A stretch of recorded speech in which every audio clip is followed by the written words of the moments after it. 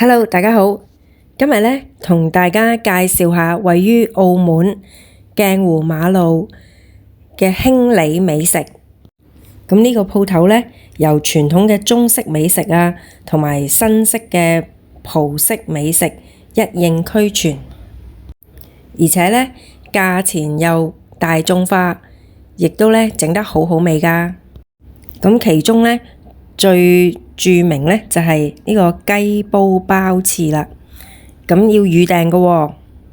咁呢仲係用呢啲好傳統嘅煲去做㗎啦。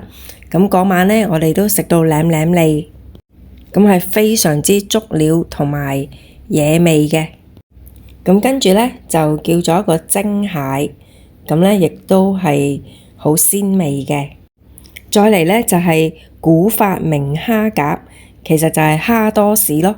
咁啊，差唔多每一圍台呢都有點㗎。咁呢就係佢哋嘅招牌菜啦。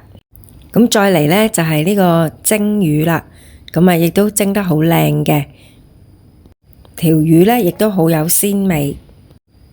咁再嚟呢就係金錢蟹盒。咁啊，呢啲係懷舊餸啦，同埋呢唔係度度有得食㗎。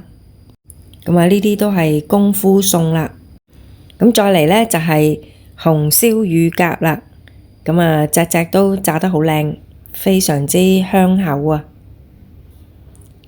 咁當然唔少得青菜啦。咁我哋叫咗兩個唔同嘅菜。咁一個係菜心，一個係通菜。咁跟住呢就叫咗一個叫做超級先生飯啊。咁啊，見到啲料都好豐富啦。咁啊，而個飯呢真係幾好味㗎。OK，今日介紹就到呢度啊，多謝大家按讚、分享、訂閱，歡迎大家打賞，拜拜。